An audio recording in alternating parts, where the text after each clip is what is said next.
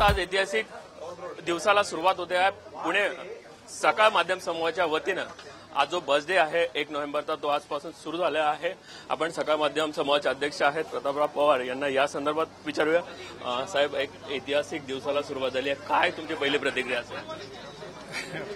मला आनंद आहे की सकाळी पुढाकार घेतला, लोकांनी प्रचंड प्रतिसाद दिलेला आहे आणि एकत्र येऊन आपण आपले प्रश्न सोडवावेत याची जाण जर समाजामध्ये आली तर त्याचा उपयोग नक्की होईल. ही फक्त सुरुवात आहे आणि लगेच काही सगळं यशस्वी होईल असं नाहीये.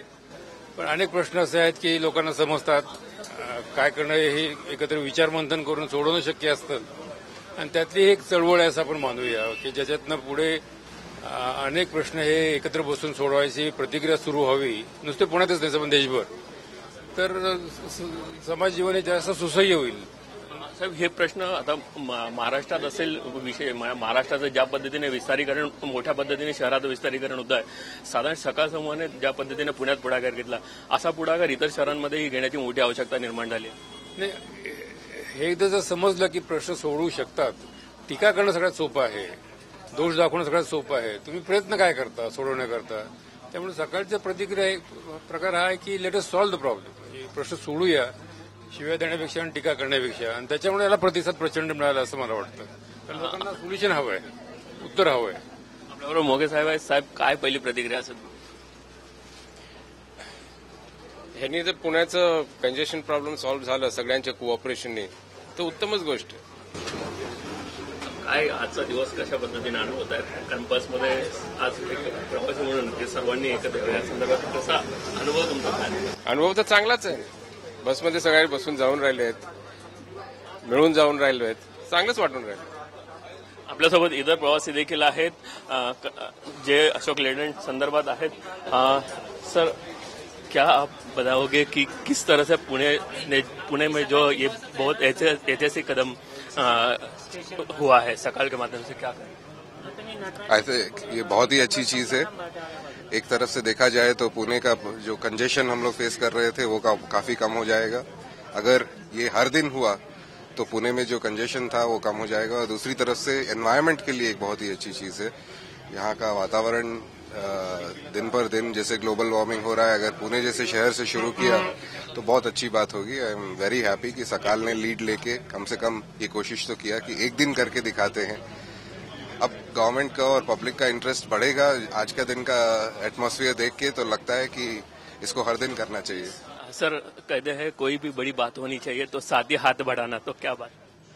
हमारा तो वेस्टेड इंटरेस्ट है एक तरीके से देखा जाए. अशोक लेलैंड इस कंट्री की लार्जेस्ट बस मैन्युफैक्चरर है. हम दुनिया में 55 कंट्रीज को हमारे बसेस एक्सपोर्ट करते हैं. तो कहीं पर भी अगर सकाल ऐसी इनिशिएटिव लेके आती है जहां पर एक दिन के लिए पूरा सिटी ट्रांसफॉर्म हो जाता है और वहां पर केवल बसेस चलती है, तो हमेशा ऐसे इनिशिएटिव्स के लिए हमारा सपोर्ट रहेगा. सर, सकाळचं एक स्वप्न पूर्ण होत आहे, तुमचं एक स्वप्न पूर्ण होत आहे, काय सांगाल? नाही, आता जो उत्साह आहे, जो प्रतिसाद आहे, जो आपण बघतो इथे ट्रॅफिक एवढं कमी झालं रस्त्यावरती, यावेळेस जर का आपण नॉर्मली प्रवास केला तर असं वाटतं की ह्या चळवळीला कुठेतरी एक पुणेकरांनी सगळ्यांनी पाठिंबा दिला आहे आणि त्याचं हे फळ आहे. आता हे बघायचं की पुढे काय होतंय. आणि आपण जसं म्हणतोय की प्रत्येकाने हा विचार केला पाहिजे की पुढे स्वतः आपण काय करणार. म्हणजे आपण सगळ्यांनी मिळून एक संस्था म्हणून किंवा हे सगळे राजकीय पक्ष आहेत, नेते मंडळी आहेत, अधिकारी वर्ग आहेत, कर्मचारी, हे सगळे एकत्र येऊन काम करणार हे निश्चित आहे. पण प्रत्येकाने ठरवलं पाहिजे की आपण आता शिस्त पाळली पाहिजे. आणि जर का पुणेकरांनी या पुढच्या 2-3 वर्षात जर का आपण असं दिसलं आपल्याला रस्त्यावरती की खरंच सगळे श्रीमंत लोक, सगळी मोठी व्यक्ती, सगळे बसनी प्रवास करतायत, तर मी म्हणेल की हे स्वप्न आपलं पूर्ण झालं. नक्कीच. ज्या पद्धतीने आपण गेले महिनाभर लोकांशी संवाद साधतोय, लोकांबरोबर बोलतोय, विविध स्तरातील लोकांबरोबर बोलतोय, सर्वांची इच्छा आहे की हा बस डे एक दिवसात आता पुढे देखील व्हावा. या संदर्भात काय तयारी? नाही, आता असा आपण असा विचार करतोय की दर 1 मे महिन्याच्या पहिल्या तारखेला 1 तारखेला आपण आढावा घेणार की काय काय आतापर्यंत झालंय आणि पुढे जे आपण पुढच्या 2-3 वर्षात जे काय करणार आहोत. हा जो विषय आहे तो विषय आपण सोडणार नाही.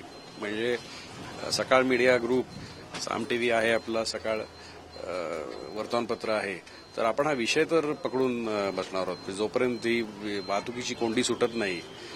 पण जसं मी म्हणत होतो की प्रत्येकाने ठरवलं पाहिजे. म्हणजे आपण काय केलं पाहिजे, कसं शिस्त पाळली पाहिजे, असं जर का सर्वांनी केलं तर नक्की आपल्याला हा बस डे जो आहे तो रोजच बस डे केल्यासारखा होईल. पण दरवर्षी 1 नोव्हेंबरला असं आपण ठरवलंय की बस डे आपण साजरा करायचा आणि हे स्वप्न आहे आपलं की 2 वर्षात रोजच बस डे होईल.